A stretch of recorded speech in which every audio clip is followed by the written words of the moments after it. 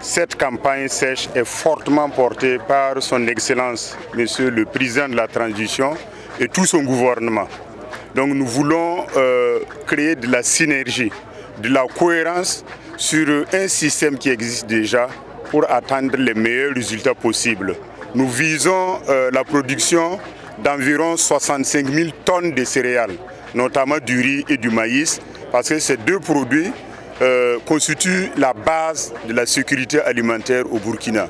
Outre ces céréales, nous envisageons la production de plus de 109 000 tonnes de produits maraîchers et assimilés, dont la pomme de terre qui contribue aussi à assurer la sécurité alimentaire de nos populations. Et donc, c'est dans ce cadre d'ailleurs que le gouvernement a adopté le plan opérationnel de la campagne, dont le montant dépasse largement 10,625 milliards.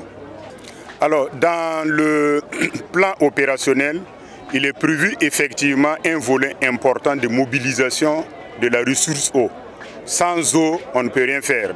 Conscient de cette urgence, de la nécessité d'assurer la disponibilité de l'eau, il y a les fermes modèles qui sont prévus et nous voulons aussi faire des forages. Nous allons certainement revoir la façon de faire pour aller à une profondeur plus importante que la recherche va nous indiquer, pour que nous puissions aller chercher l'eau où elle est sous notre sous-sol pour produire convenablement. C'est une campagne que nous appelons agro-pastorale. On peut même ajouter halieutique parce que le poisson est avec nous et les gens aiment bien le poisson braisé.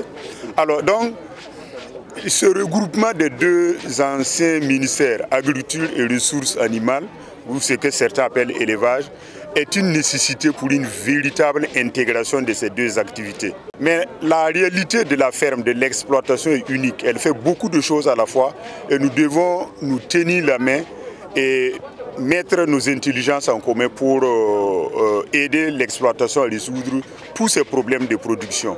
Et dans ce sens, comme vous l'avez vu, nous sommes ensemble et il y a un volet important pour les questions sanitaires au niveau de l'exploitation. Donc on va vacciner plus de 32 millions de volailles, 6 500 000 de bœufs, etc., etc. Donc en plus de cela, c'est vrai qu'on a mis en exergue l'aspect santé animale, mais aussi des actions fortes en matière géotechnique pour améliorer la productivité globale de nos troupeaux, que ce soit le gros bétail, les ruminants, jusqu'au poulet. Il faut que nous mettions en place, et nous sommes en train de réfléchir, et ça sera fait, des actions fortes et synergiques pour vraiment améliorer significativement la productivité de nos animaux.